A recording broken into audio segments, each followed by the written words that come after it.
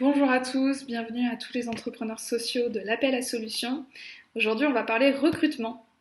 Alors, je m'appelle Mathilde, je suis co-directrice de l'incubateur de Make Sense et depuis plusieurs années, j'accompagne les entrepreneurs sociaux dans le développement de leurs projets sur à peu près tous les aspects de développement, mais ma passion, c'est la question du recrutement et de la gestion des équipes.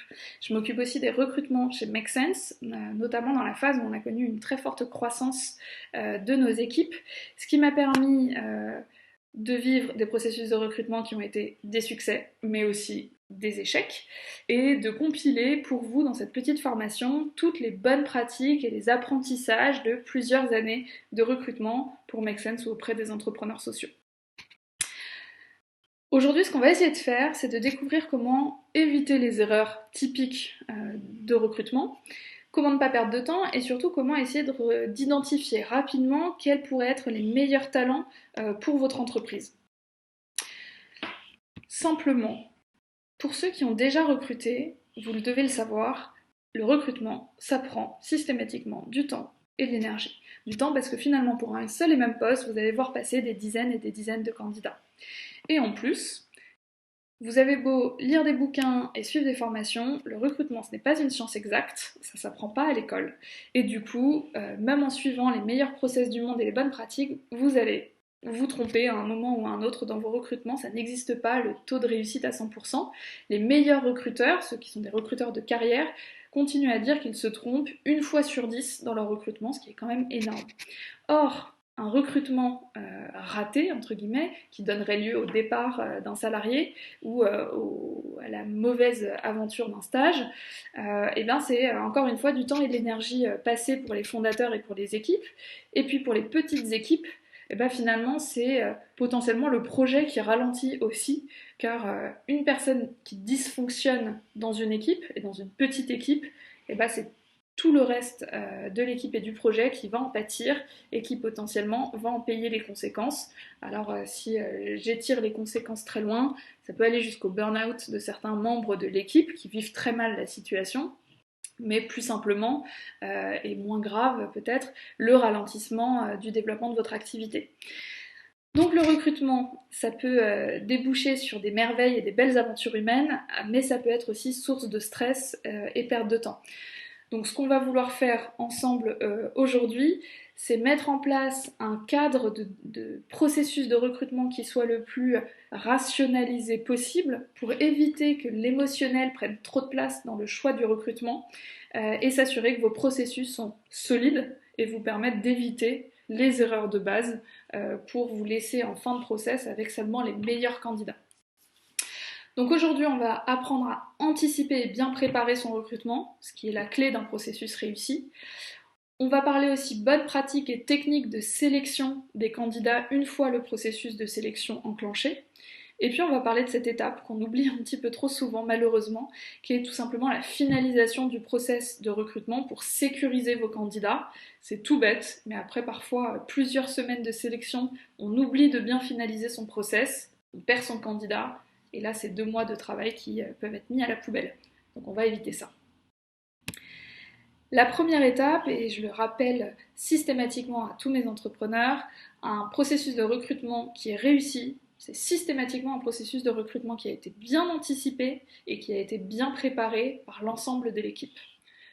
Première étape, le rétro-planning. Chacun de vos recrutements doivent avoir été préparés à travers un petit rétro-planning que je vais vous présenter juste après pour que toute votre équipe et surtout la personne qui sera en lead du recrutement sache exactement à quel moment se lancer, soit aussi raccord avec les périodes de stage des écoles si vous recrutez des stagiaires, et préparer son propre agenda pour savoir le temps qu'il était prêt à dédier à ce recrutement, et puis bah voilà, ne pas louper les moments incontournables, que ce soit vis-à-vis de l'extérieur, donc des écoles, des périodes où les gens cherchent des postes, mais également en fonction des moments incontournables du plan de développement de votre entreprise pour s'assurer que les talents dont vous avez besoin arrivent au bon moment. Alors comment ça se passe? Eh bien très simplement, un planning de recrutement, ça se pense en général sur 4 mois. Alors pourquoi 4 mois?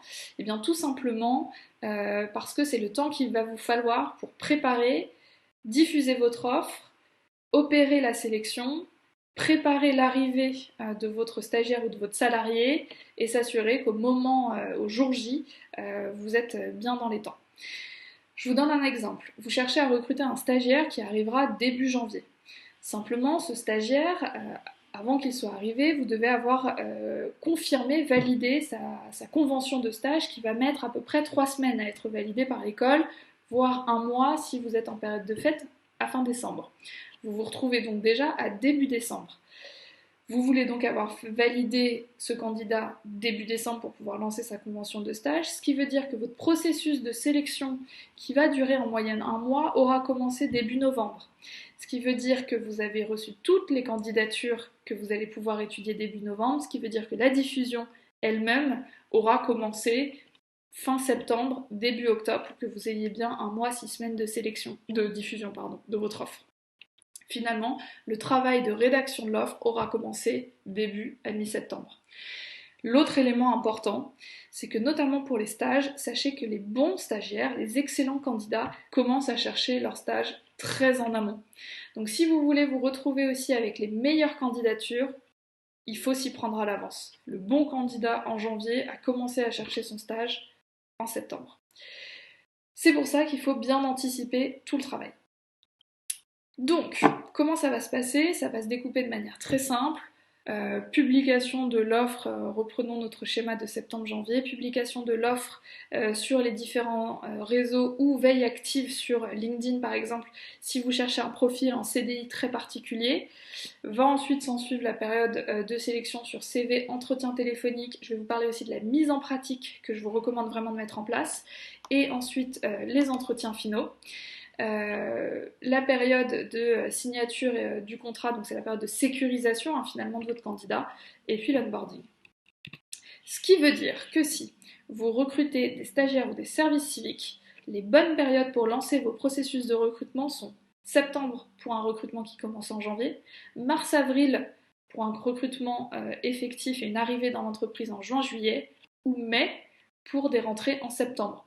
Janvier, juin et septembre étant les périodes clés de début de stage pour la plupart des écoles.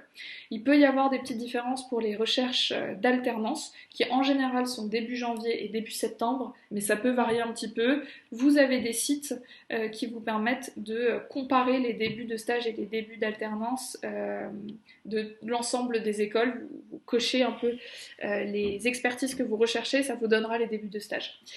Pensez aussi du coup que pour les CDI ou les CDD, si ce n'est pas leur premier emploi, il va y avoir un préavis de 3 mois avant l'entrée dans l'entreprise. Donc pareil, c'est 3 mois à anticiper dans votre processus de sélection.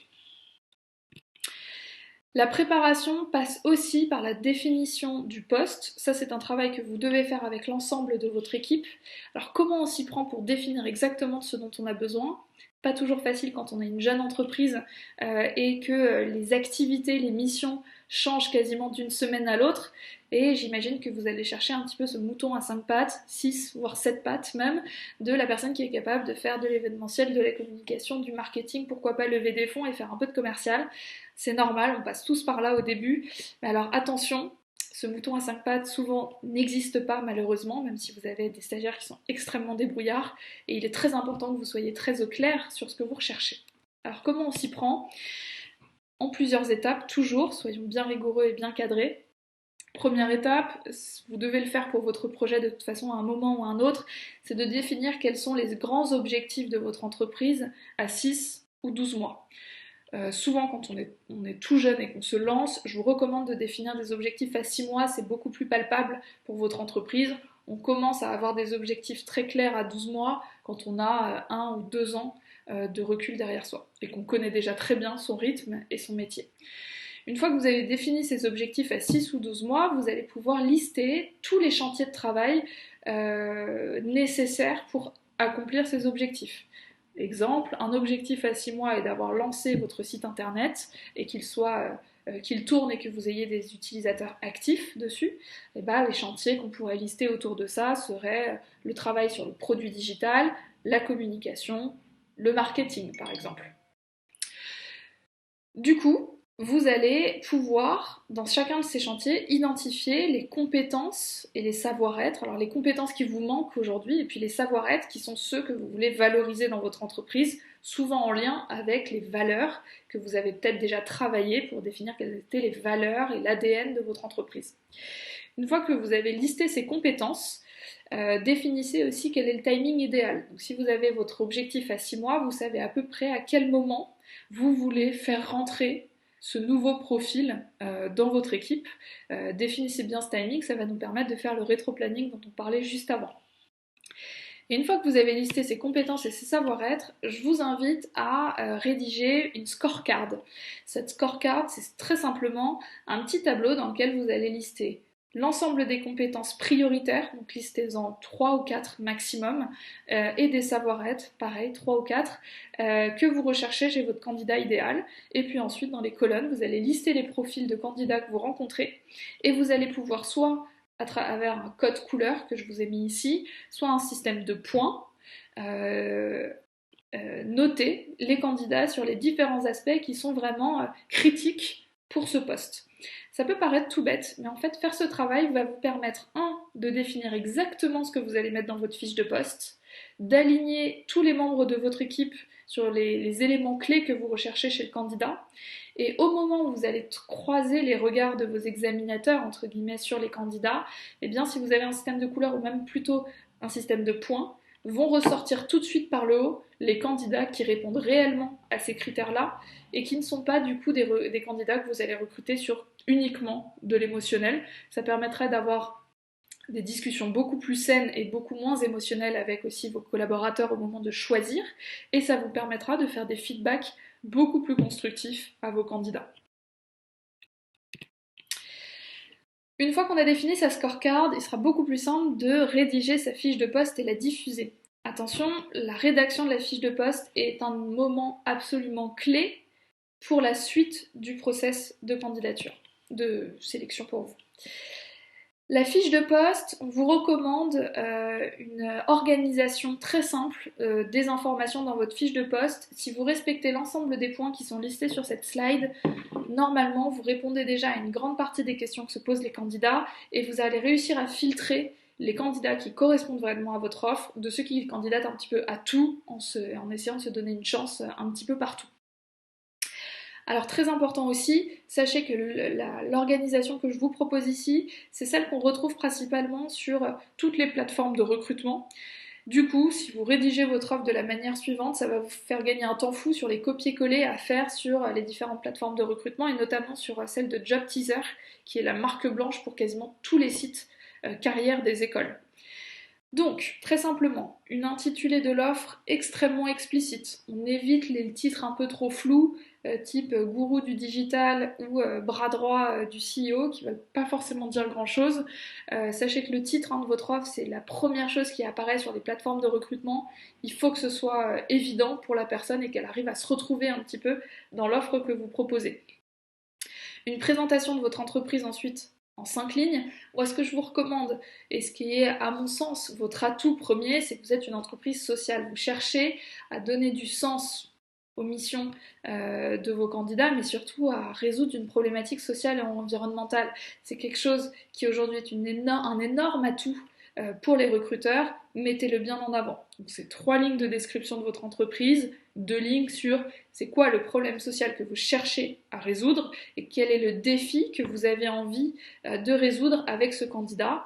Potentiellement, voilà, nous sommes Make Sense, nous en sommes à tel stade de développement. Avec toi, nous cherchons à aller à ce stade et à remplir un petit peu ces challenges-là. Viens nous aider à accomplir cette aventure ensemble. Vous passez ensuite à une description claire et précise des missions. Là, je vous conseille de faire les 5 bullet points, potentiellement des compétences que vous avez listées dans votre scorecard. Soyez le plus précis possible. Faites des phrases, sujet, verbe, complément. C'est encore le meilleur moyen de donner du concret sur la fiche de poste. Si vous recrutez un chargé de communication, vous listez très précisément les missions qu'il aura à effectuer. Les candidats, du coup, s'auto-régulent en fonction des détails que vous allez donner. Vous allez éviter d'avoir des candidats qui sont complètement à côté de la plaque. Très important aussi, la description du profil que vous recherchez. Donc là, on décrit plutôt les soft skills, les savoir-être, mais également les valeurs et les attitudes que vous voulez retrouver dans les membres de votre équipe.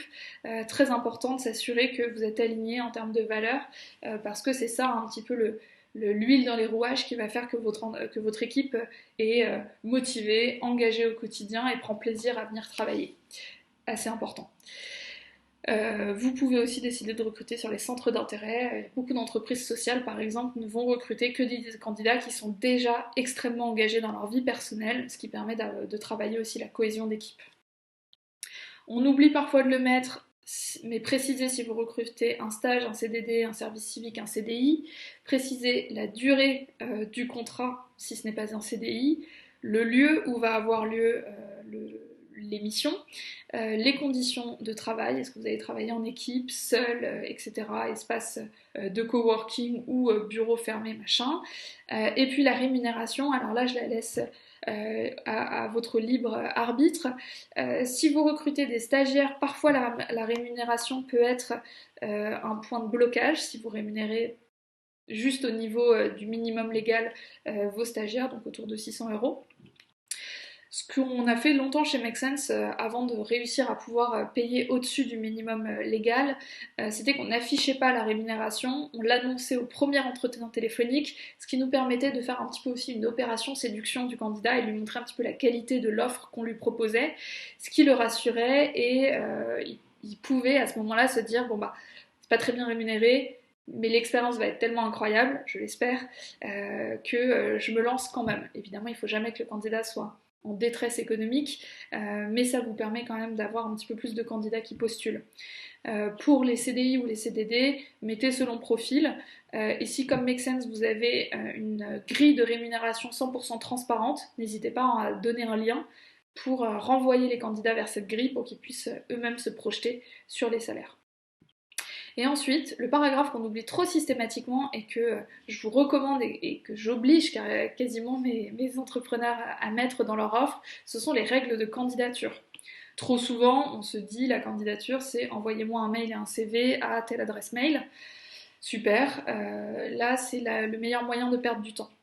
Donc essayez d'utiliser un outil qui va stocker les candidatures reçues via Make Sense sur la plateforme spot.makesense.org. Vous avez accès gratuitement au back-office de Welcome to the Jungle, qui est un outil extrêmement simple d'utilisation et que je vous recommande, qu'on utilise nous depuis 5 ans et vraiment ça a changé notre manière de recruter. C'est un outil qui vous permet de recevoir toutes les candidatures en un même endroit et de les ranger facilement dans votre processus de sélection et de constituer une bibliothèque de CV, une CVTech du coup, qui vous sera utile aussi par la suite. Donc, mettre le lien de candidature qui sera du coup le lien du back-office de Welcome to the Jungle qui présente en plus très bien vos offres. Mettre une deadline de candidature. Au début, quand on se lance, on peut avoir tendance à se dire bah, je laisse ouvert le plus longtemps possible pour être sûr de ne pas passer à côté d'une bonne pépite. Ça, c'est un peu une erreur classique. Si vous voulez que votre processus de sélection soit ultra efficace ensuite, il faut qu'il y ait une deadline à laquelle tous les candidats vont pouvoir postuler pour qu'ensuite vous puissiez traiter toutes les candidatures ensemble. Donc je sais que ça fait peur au début, mais si vous vous donnez 4, 5, voire même 6 semaines de diffusion de votre offre sur un maximum de plateformes, vous sécurisez quand même les meilleurs candidats si vous le faites au bon moment de l'année. Mettez une deadline et ensuite traitez toutes les candidatures ensemble. Et ce que je vous recommande aussi, c'est de ne pas demander de lettre de motivation. Vous allez lire 35 fois la même chose, tout le monde veut donner du sens à ses missions et ça ne veut plus rien dire. Du coup, ce qu'on fait chez Make Sense depuis plusieurs années, c'est de poser 3 questions. Vous pouvez le faire avec l'outil Welcome to the Jungle. Ils téléchargent leur CV et ensuite on a listé 3 questions qui peuvent être soit très basiques du style pourquoi Make Sense, mais ça se rapproche déjà beaucoup de la lettre de motivation, donc nous on la pose même plus, mais plutôt 3 questions qui correspondent au poste et qui peuvent ouvrir même sur un petit peu leur réflexion sur peut-être la problématique sociale que vous cherchez à traiter, ce qui vous permettra de voir un petit peu ce qu'il a dans les tripes et ce qui l'intéresse vraiment chez vous. Les 3 questions, c'est beaucoup plus rapide à lire pour vous et ça vous permet tout de suite de faire le tri sur les candidats les plus motivés. Et puis évidemment, si vous n'avez jamais recruté, faites relire vos offres par les collaborateurs qui ont un métier proche du profil que vous allez chercher. Donc ça peut être vos collaborateurs, mais ça peut être vos amis, vos familles. Le plus de regards croisés sur l'offre, le plus riche et complète sera votre offre après. Une fois qu'on a rédigé son offre, ce qui va nous prendre le plus de temps dans le mois à venir, c'est la diffusion. Alors vous avez les plateformes généralistes. Le problème, c'est que sur des monsters ou autres, vous allez avoir à boire et à manger dans les candidatures, c'est vraiment pas top. Le mieux à faire si vous voulez taper large, c'est de rentrer dans un mode payant si vous pouvez vous le permettre. Job Teaser vous permet de publier-poster sur l'ensemble des sites des écoles et Welcome to Jungle a une super visibilité auprès de profils de jeunes sortis en général d'écoles de commerce ou d'écoles de dev et qui recrutent dans un secteur un peu plus innovant et agile. Le problème, c'est que Job Teaser, on va être autour de 150 € par mois, je pense, quand vous commencez en toute petite structure. Et Welcome to Jungle, c'est un package autour de 2500 € pour avoir une page employeur. Donc faites-le quand vous commencez à avoir du chiffre d'affaires ou vous avez levé des fonds. Mais par contre, ça vous amène vraiment des profils assez chouettes. Ensuite, ce qui marche le mieux au début, ce sont les plateformes spécialisées dans les jobs de sens. Donc jobs.makesense.org, ça drive plusieurs milliers de visiteurs uniques par semaine, donc il y a une bonne visibilité dessus, et ça drive des profils assez jeunes, plutôt jeunes actifs et étudiants. Et puis après, plus classique, l'auberge de la solidarité, Fuyons la défense, ça marche de moins en moins bien, je vous le recommande pas trop. Job for Change et Green Jobs qui fonctionnent bien aussi. Les écoles, ça prend un temps fou. Alors, derrière les sites des écoles, souvent en marque blanche, c'est toujours Job Teaser. Du coup, c'est toujours la même manière de remplir les fiches. Mais ça veut dire que vous devez vous créer un compte et republier votre offre toutes les semaines. Parce qu'il y a tellement d'entreprises qui publient que vous allez vite relayer en page 2 et page 3. Donc il faut faire vraiment des efforts et y passer du temps chaque semaine pour republier, c'est un peu chiant. Nous on se rend compte que c'est pas ça qui drive le plus de trafic chez nous, c'est vraiment plutôt les plateformes spécialisées. Et ensuite, ce qui marche très bien quand sa marque n'est pas encore très bien connue, ça va être les réseaux sociaux. Il faut aller publier dans les groupes Facebook des écoles directement, donc passer par toute personne qui est encore à l'école pour les stages et publier directement sur le groupe des écoles. Et puis les groupes des associations de votre secteur, ce qui marche encore le mieux en réalité, c'est le bouche à oreille. Donc quand vous recrutez, tout le monde doit le savoir autour de vous.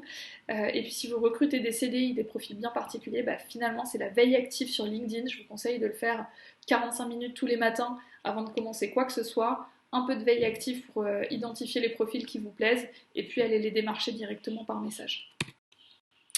Une fois qu'on a bien diffusé son offre, et je le rappelle encore une fois, ça prend du temps, il faut organiser son processus de recrutement.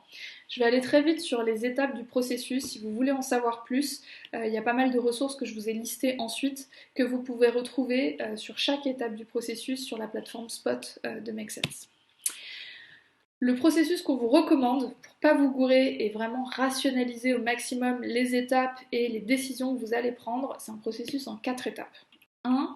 La lecture des candidatures. La lecture des candidatures, ça doit vous prendre 2 heures, une fois. Ça veut dire que vous attendez d'avoir passé la deadline, d'avoir reçu l'ensemble de vos CV et des réponses aux 3 questions, et n'importe quel autre support fourni, pour regarder les CV. Parce qu'un CV, si vous le regardez les uns après les autres, déjà vous allez perdre 30 minutes chaque jour, mais surtout, un CV, ça doit se comparer. Donc tant que vous n'avez pas reçu tous les CV, il n'y a aucune raison de tous les lire, sauf si vous êtes extrêmement pressé dans votre processus et il faut hacker un petit peu les étapes. Moi, ce que je fais, c'est que j'attends la deadline, j'ouvre tous les CV les uns après les autres et du coup, je peux les comparer et n'en sortir du coup que, allez, grand maximum, les 8 candidats que je préfère. Une fois que j'ai sélectionné ces CV en fonction du coup de ma scorecard, encore une fois que j'ai sous les yeux en même temps que je lis mes CV, je vais passer un entretien téléphonique de 30 minutes. Alors pourquoi entretien téléphonique, puis mise en pratique, puis seulement entretien final ? Eh bien parce qu'un processus de sélection, si vous voulez qu'il soit optimal en termes de temps, vous devez, comme pour un processus commercial, penser à un entonnoir. Ça veut dire que les candidats, le plus de candidats, donc c'est les candidats moins qualifiés, c'est en haut de l'entonnoir, et puis à la fin, vous devez vous retrouver seulement avec 2 ou 3 candidats extrêmement qualifiés avec lesquels vous allez passer votre temps. Vous ne passez pas de temps sur les candidats qui ne sont pas qualifiés. Vous passez votre temps, qui est précieux, seulement avec les candidats qualifiés. Donc on se sort tout de suite de la tête l'idée qu'on va aller faire des entretiens avec le CV qui vous a fait waouh, des entretiens physiques j'entends, avec le CV qui vous a plu. On oublie ça. On commence notre process avec entretien téléphonique de 30 minutes maximum pour valider l'intérêt du candidat, sa compréhension du poste, faire votre petit travail d'opération séduction pour lui vendre l'entreprise et lui vendre la mission, et valider les choses que vous devez découvrir maintenant et pas après, c'est les informations pratiques. Est-ce qu'il est prêt à bouger à Paris si vous êtes installé à Paris et que lui ne l'est pas? Est-ce qu'il peut vraiment avoir accès à une convention de stage? À quel moment est-ce qu'il peut quitter son job en cours et combien de temps est le préavis? Et est-ce qu'il est bien d'accord avec tous les éléments et notamment la rémunération du poste? Tout ça, ça doit être validé au moment de l'entretien téléphonique et pas découvert au dernier moment de l'entretien final. Une fois que vous avez fait cet entretien, vous allez voir que la simple compréhension de l'offre, manière de s'exprimer, organisation de la pensée, etc., va vous permettre déjà d'en éliminer la moitié et de tomber à aller autour de 5 candidats qui vont pouvoir passer une mise en pratique. Cette mise en pratique, c'est l'exercice qui devrait être obligatoire dans tout processus de recrutement parce que vous allez donner exactement le même exercice à tous les candidats dans un même temps donné. Ce qui veut dire que vous mettez tous vos candidats sur un pied d'égalité et que vous allez voir lequel des candidats s'en sort le mieux pour un même exercice en même temps donné. Donc ça veut dire quel candidat exécute le mieux avec à peu près les mêmes règles du jeu au départ. Donc il y a autant de mises en pratique qu'il y a de postes chez vous. Il y a des mises en pratique pour la communication, des mises en pratique pour le commercial, etc. Nous, ce qu'on fait, c'est que c'est un simple document PDF avec dessus 4 questions qui correspondent un petit peu aux missions que le candidat pourra avoir à faire chez nous et on lui demande de remplir cette cette mise en pratique soit en 2 heures si c'est pour un stage, soit en 3 heures si c'est pour un CDI, ce qui permet quand même de pousser un petit peu plus la réflexion et de voir quand même ce que les candidats ont un peu dans les tripes. Mais du coup, il faut que ce soit exactement les mêmes règles pour tous et une fois que vous avez reçu toutes les mises en pratique, vous pouvez les comparer et c'est seulement en les comparant qu'une mise en pratique a de la valeur parce qu'encore une fois, une mise en pratique toute seule, ça veut rien dire, il faut pouvoir les comparer, donc il faut au moins qu'il y en ait 2. Vous trouverez des exemples de mises en pratique qui ont été créés par nos entrepreneurs ou par Make Sense directement sur la plateforme spot.makesense.org. Ça va vous permettre, du coup, ces mises en pratique, de tester des compétences spécifiques et le savoir, les capacités rédactionnelles de votre candidat.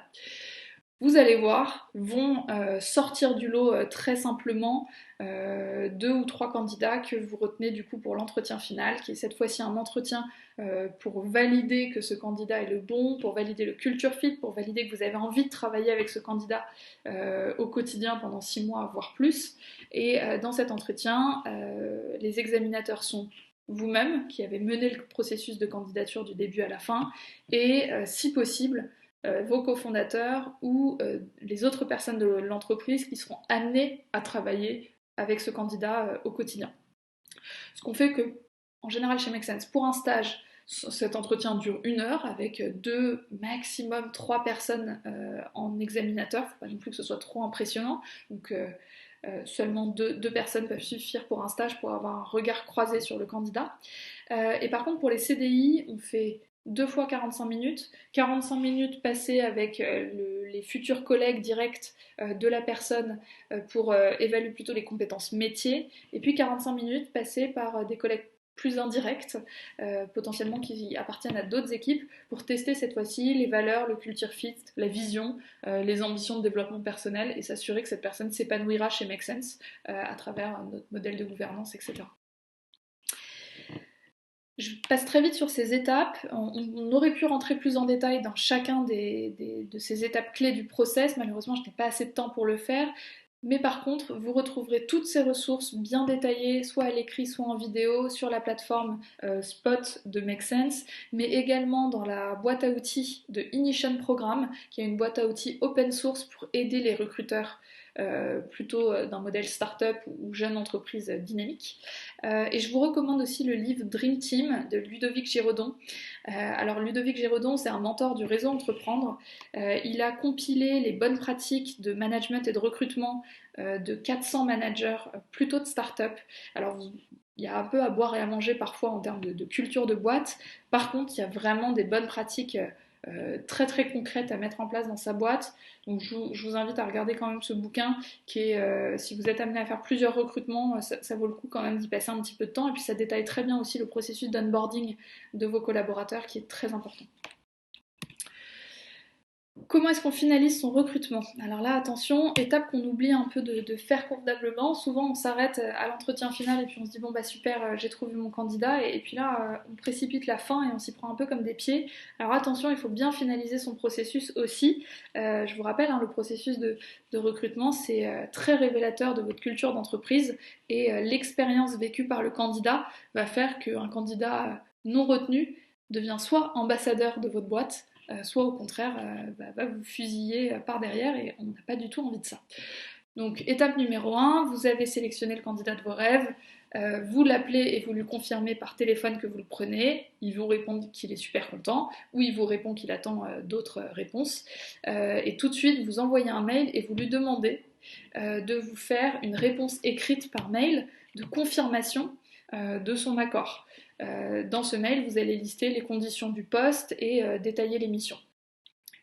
Alors, évidemment, une réponse par mail, juridiquement, ça ne veut rien dire, donc ça ne veut pas dire que le stagiaire ou le CDI ne va pas se barrer en cours de route, mais si vous répond à l'écrit, c'est quand même un début d'engagement, ce qui vous permet ensuite de vous retourner vers les autres candidats et de leur dire que vous n'allez pas continuer le process avec eux.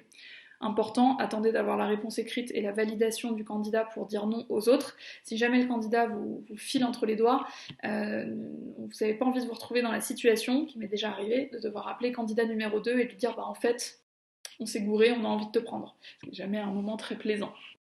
Et puis potentiellement, candidat numéro 2 est parti ailleurs. Et du coup, il faut recommencer son processus de sélection, c'est du vécu. Une fois que vous avez validé votre candidat, vous lancez le contrat de travail ou vous lancez la convention de stage. La convention de stage, vous allez être amené à en faire des centaines sûrement dans votre vie d'entrepreneur. Donc préparez dès maintenant un document avec les informations légales de votre structure, numéro sirène, adresse, lieu de travail, etc. Plus toutes les adresses des responsables légaux de votre structure et des référents de stage. Vous n'aurez plus qu'à le copier-coller et envoyer la même chose à tous vos stagiaires et vous allez sûrement en avoir beaucoup. Et une convention d'école met environ 3 semaines à être signée par une école. C'est le délai à peu près moyen classique. Donc dès que votre candidat a dit oui par mail, il doit lancer sa convention le plus rapidement possible. Et alors l'étape que j'ai pas le temps de détailler aujourd'hui, mais pareil, il y a énormément de littérature sur le sujet. Je vous invite à regarder les Madines et les blogs médiums d'entrepreneurs qui vous racontent comment ils font. C'est l'onboarding, l'arrivée du salarié dans votre entreprise. L'onboarding, c'est clé parce qu'un onboarding qui est bien préparé, c'est un onboarding qui permet aux salariés d'être opérationnels extrêmement vite et du coup pour vous, de savoir extrêmement vite si vous vous êtes trompé ou pas sur votre recrutement. Et si jamais vous vous êtes trompé, de décider très rapidement de vous séparer aussi de ce salarié. Petite spécificité, on ne peut pas se séparer d'un stagiaire. Un stagiaire, c'est pour 6 mois ou moins en fonction de la convention, mais sauf faute professionnelle grave, vous ne pouvez pas vous séparer d'un stagiaire en cours de route. Donc cet onboarding, il doit être bien préparé. En 2 mots, vous devez préparer les premiers jours avec des infos à lire ou des infos données verbalement aux salariés, tous les outils dont il a besoin, les accès aux outils dont il aura besoin pour travailler, son adresse mail opérationnelle et puis des objectifs à 3 et 6 mois pour le guider dans les premières étapes. Encore une fois, je reviens plus en détail là-dessus sur des ressources sur la plateforme Spot. Je rappelle les règles d'or du recrutement, et ça, vous devez toujours l'avoir en tête quand vous recrutez. Un recrutement qui est réussi, c'est forcément un recrutement qui a été bien anticipé et dont les étapes de sélection ont été rationalisées pour laisser moins de place à l'émotionnel. Et c'est un processus qui a commencé par lister très précisément ce que vous recherchez. Il arrive trop souvent qu'on lance des offres un peu flou et global pour se dire on verra au fur et à mesure des profils ce que je cherche vraiment. Ça, oubliez tout de suite, c'est le meilleur moyen de se planter. Il est très important que vous sachiez précisément ce que vous recherchez. Un processus de recrutement, c'est révélateur de la culture de votre entreprise, de ses valeurs, et du coup, c'est ce qui est souvent la première image employeur que vous allez donner à des candidats. Il est donc extrêmement important que vous amélioriez en continu ce processus et que vous traitiez chaque candidat comme un potentiel ambassadeur de votre entreprise. Donc faites un maximum de retours, faites un maximum de feedback pour que ces processus soient aussi des processus apprenants pour vos candidats et vous allez potentiellement vous retrouver avec des candidats qui vont postuler 2-3 fois dans votre entreprise parce que rien que le processus de recrutement leur a montré à quel point vous étiez une entreprise incroyable et qu'ils ont envie de travailler chez vous. C'est du coup un processus de séduction qui va dans les deux sens, à la fois du candidat vers vous, mais surtout vous vers le candidat, et notamment quand on est une marque pas très connue, il est d'autant plus important de vous rappeler qu'à chaque entretien, à chaque fois que vous voyez le candidat, il faut lui rappeler à quel point ça va être incroyable de vivre cette expérience avec vous. C'est forcément du temps passé. Si vous suivez mon processus et que vous respectez les deadlines et la gestion par étape du processus, vous limitez quand même au maximum le temps que vous y passez. Et surtout si vous utilisez des petits outils comme le dashboard de Welcome to the Jungle ou Calendly pour fixer facilement des créneaux d'entretien et éviter les échanges de mails permanents, vous allez quand même gagner un temps fou. Mais c'est vrai que ça doit être prévu dans votre agenda des moments dédiés au recrutement. Mais si vous le faites bien, et ben c'est du temps gagné pour l'avenir parce que une personne qui s'épanouit dans votre boîte et qui est performante, entre guillemets, et ben c'est votre projet qui va décoller. Et la dernière règle d'or, qui est la plus importante, si vous avez un doute, il n'y a pas de doute, il n'y a rien de pire à vivre qu'un processus de recrutement qui a été mal fait ou qui donne lieu à une mauvaise aventure avec un salarié. Quand ça va jusqu'au prud'homme, ça peut vraiment bousiller le moral de toute une équipe et potentiellement vous coûter cher et vous coûter du temps. Donc si vous avez un doute avec un candidat, il vaut mieux recommencer le processus que de partir avec un CDI avec lequel ça se passerait mal. Dans tous les cas, si ça se passe mal, il faudra recommencer le processus. Donc j'en finis là sur ce panorama un peu du process de recrutement. Il y aurait 1000 autres choses à dire sur les bonnes pratiques, les questions à poser en entretien. Tout ça est listé dans des ressources complémentaires, encore une fois sur Spot et sur Ignition Programme ou Welcome to the Jungle, qui sont des sources d'apprentissage vraiment chouettes si vous êtes recruteur. Malheureusement, je ne peux pas aller beaucoup plus en détail dans le temps imparti, j'ai déjà pas mal débordé. En tout cas, si vous avez la moindre question, je suis joignable par mail ou par téléphone si vous avez des urgences de recrutement. Ça me fera toujours plaisir de vous aider à rédiger vos fiches de poste, à vous proposer des mises en pratique, etc. Mais entourez-vous d'un maximum de personnes compétentes sur le métier ou sur les processus de recrutement, parce que le recrutement, ça peut aussi donner lieu à des aventures humaines merveilleuses et c'est aussi ce qui va rendre votre aventure entrepreneuriale incroyable si vous savez vous entourer des bons talents et des personnes qui sont alignées avec les valeurs de votre entreprise. Bon courage pour vos recrutements à venir et à très bientôt.